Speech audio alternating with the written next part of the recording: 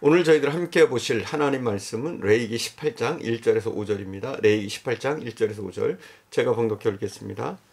여호와께서 모세에게 말씀하여 이르시되 너는 이스라엘 자손에게 말하여 이르라. 나는 여호와 너희 하나님이라.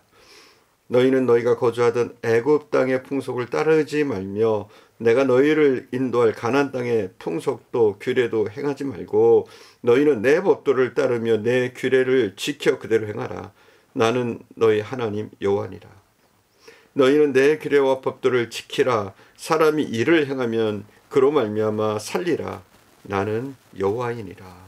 아멘. 이스라엘 백성은 선택된 백성입니다. 그들이 잘나서 선택된 것이 아니죠. 오직 하나님의 은혜로 말미암아 이스라엘 백성들은 선택된 겁니다. 얼마나 감사한 일입니까? 우리는 동의하지 않습니까? 우리가 잘나서 하나님의 은혜를 덧입고 우리가 구원받은 것입니까? 전적으로 하나님의 은혜로 예수 그리스도의 십자가로 우리도 선택을 받고 구원받은 자들입니다. 자, 그리고 하나님께서는 이제 그들이 바로의 종이 아닌 거룩한 하나님의 백성이 되었기 때문에 옛 생활에 얽매이지 말고 새로운 생활, 즉 성별된 생활을 하라고 말씀하십니다. 이것은 오늘날 그리스도인들의 생활이 성별된 삶이 되어야 한다는 것을 우리에게 가르쳐주는 말씀이기도 합니다. 그러면 성별된 삶이란 어떤 삶입니까? 오늘 본문에 보니까 그렇게 나와 있어요. 애굽의 풍속을 쫓지 않는 생활. 여러분 그렇습니다. 성별된 삶이라는 것은 애굽의 풍속을 쫓지 않는 삶입니다. 애굽을 따르지 않는 삶입니다. 세계 여러 나라마다 지방마다 각기 자기들이 오랜 세월 동안 지켜온 풍속이 있습니다. 그 나라의 풍속을 보면 그 민족성을 알 수 있고 또 그 나라의 종교와 문화에 대해서도 알 수가 있습니다. 애굽의 풍속은 우상 문화로 우상을 섬기는 풍속이 있었습니다. 하나님께서 가장 미워하시는 죄가 우상을 섬기는 죄입니다. 그래서 모세를 통해서 광야 이스라엘 백성에게 십계명을 주실 때 너를 위하여 새긴 우상을 만들지 말라 이렇게 말씀하셨습니다.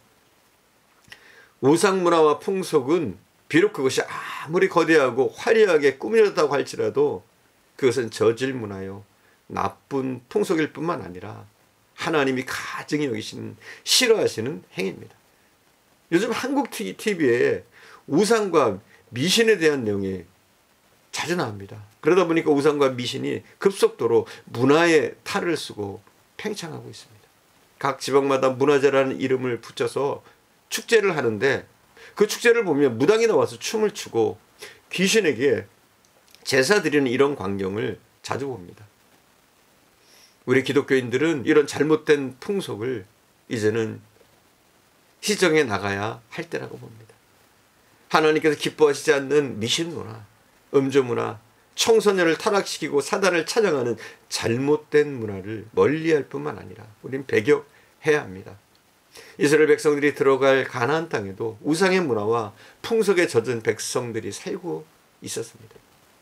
하나님께서는 이런 나쁜 풍속을 따르지 말라고 경고하십니다.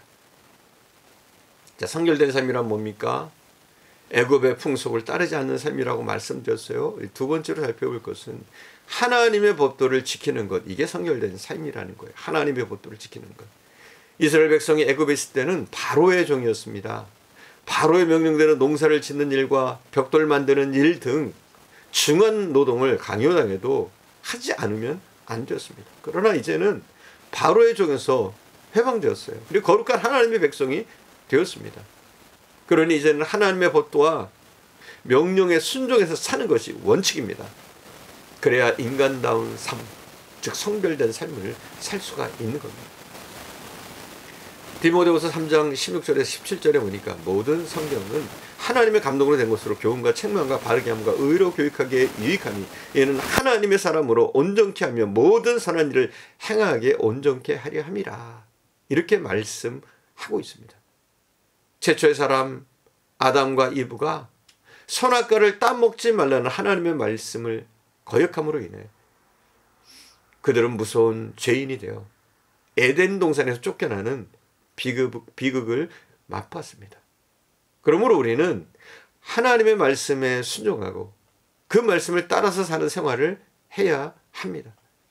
이것이 하나님의 사람이 세상 사람들과 구별된 성별된 삶의 방식입니다. 약 200여 년 전 영국에서 자유를 몹시 갈망하는 사람들이 플래처 크리스천이라는 지도자를 단장으로 해서 바운티라는 단체를 만들었습니다. 그들의 가족을 거느리고 남태평양 피트건이라는 섬으로 이주해서 공동 사회를 만들었습니다. 모든 구석에서 벗어나서 자유롭게 살고자 하는 취지로 이런 공동체를 세웠습니다. 그런데 만 9년 만에 이 계획은 실패로 끝나버리고 말았습니다. 그동안 12건의 살인사건, 폭력, 성도독, 또 알코올 중독자, 이런 여러 가지 문제가 있었습니다.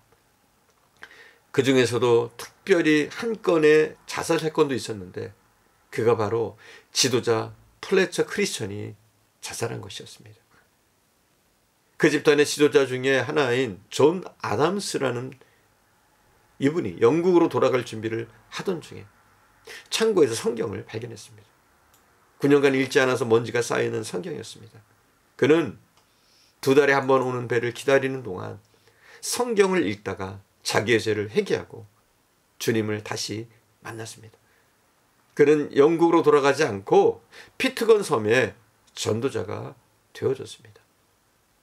존 아담스가 발견한 성경 한 권이 섬 안에 있는 모든 사람에게 읽혀짐으로써 자신뿐만 아니라 섬 전체가 변화되었습니다. 이 섬은 오늘날 인구 약 2만 명 정도인 남태평양의 작은 섬나라로서 지상에서 가장 범죄가 없는 지상 낙원이라고 불려지는 나라가 되었습니다. 이와 같이 하나님의 말씀을 믿고 그대로 지키는 개인과 나라에는 큰 변화가 일어납니다. 그러나 인간의 방법으로 아무리 해보려고 해도 그 결과는 좋지가 못한 겁니다.